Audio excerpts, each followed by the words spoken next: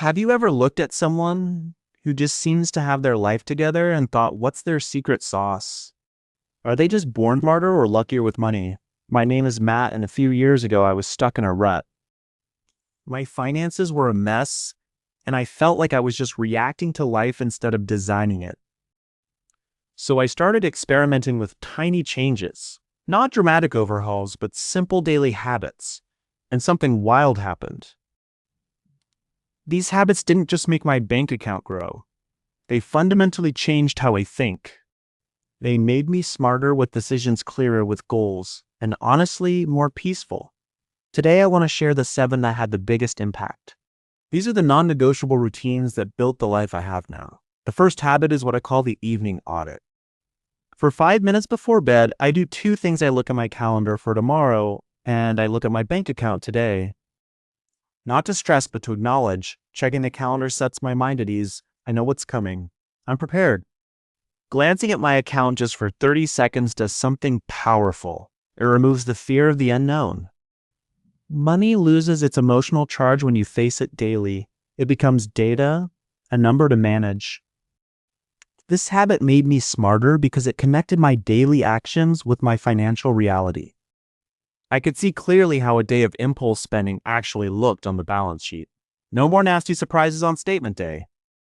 Just calm, consistent awareness habit number 2 is the 1-hour learning rule. I commit to 1 hour of learning something completely unrelated to my job or immediate goals.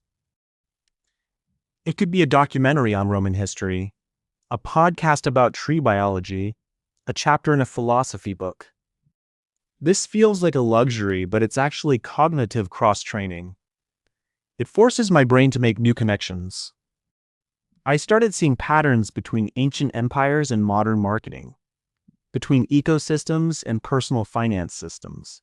This habit didn't make me richer directly, but it made me a vastly better problem solver. I could think laterally, and in a world that pays for unique solutions, that ability is pure gold. The third habit is ruthless single tasking. I schedule my focus like people schedule meetings. For 1-hour block, I work on one thing. My phone is in another room. All notifications are off. The tab is closed. It's just me and the task. The first week was agony. My mind was a twitchy muscle craving distraction. But after a month, my output doubled. The quality of my work skyrocketed. This made me richer because time became my most valued asset. I stopped leaking hours to context switching. And when you stop wasting time, you suddenly find you have the bandwidth to take on more valuable projects. You become the person who gets things done, and that person gets promoted. That person can build a side business. Habit 4 is the weekly ask. Every single week, I force myself to ask for something. It could be small, asking for clarification on a project to do it better, asking for a referral, asking for feedback. Or it could be big. Asking for a raise, asking for a discount on a service. This was terrifying at first. I hated it, but it trained my brain to see opportunity instead of obstacle.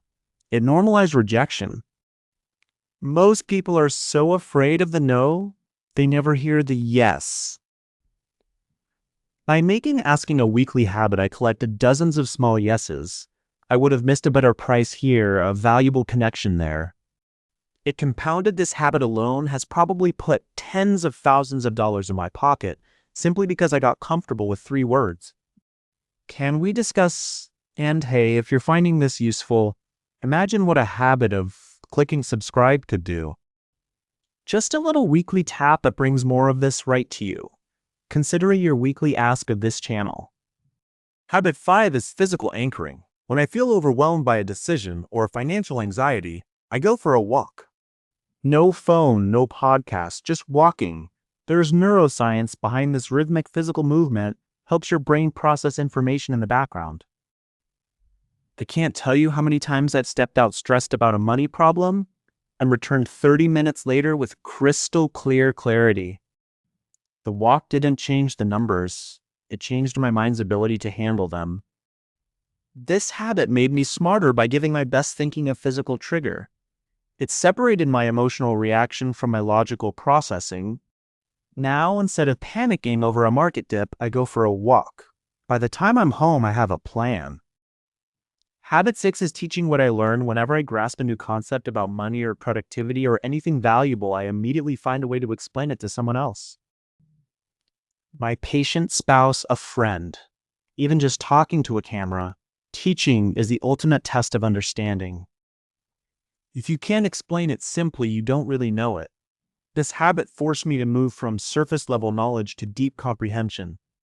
It made me smarter by solidifying fragile information into concrete wisdom. And a funny side effect, people started seeing me as a resource. They'd come to me with opportunities, which of course made me richer. The 7th habit is the gratitude tax. They'd come to me with opportunities, which of course made me richer. The 7th habit is the gratitude tax. This one sounds soft, but its hard results are undeniable. Every time I make a sizable purchase or close a deal or get a windfall, I immediately give a small percentage away. It doesn't have to be much, 1%, 5%. I donate it. The amount isn't the point. The ritual is. This does two brutal and beautiful things to your psychology. First, it severs the direct link between acquiring money and personal happiness. It reminds you money is a tool for impact, not just a score. Second, and this is key, it kills scarcity, thinking at the moment you're most vulnerable to it. When you get a bonus and your first instinct is to give some away, you are telling your brain there is enough. You operate from abundance, and people who operate from abundance make bolder, smarter investments. They negotiate better. They see possibility where others see risk. They see possibility where others see risk. They see possibility where others see risk. They see possibility where others see risk. They see possibility where others see risk. They see possibility where others see risk. They see possibility. The learning hour fuels creativity. Single tasking produces quality work. The weekly ask opens doors. Physical walking grants clarity. Teaching cements knowledge. The gratitude tax maintains a healthy mindset. Together they don't just add up, they multiply. They made me richer not just because I saved more, but because I became the kind of person who attracts and creates wealth. I became more deliberate, more resilient, more connected. The money was a side effect of becoming a more capable human being, and they made me smarter not by increasing my IQ, but by training my focus, my curiosity, my clarity. I stopped believing complexity was a sign of intelligence. I started chasing simplicity. The deep, simple kind that comes from true understanding. You don't need to start all 7 at once. That would be overwhelming. Pick one. Maybe the evening audit this week. Get comfortable with looking your financial reality in the eye every night.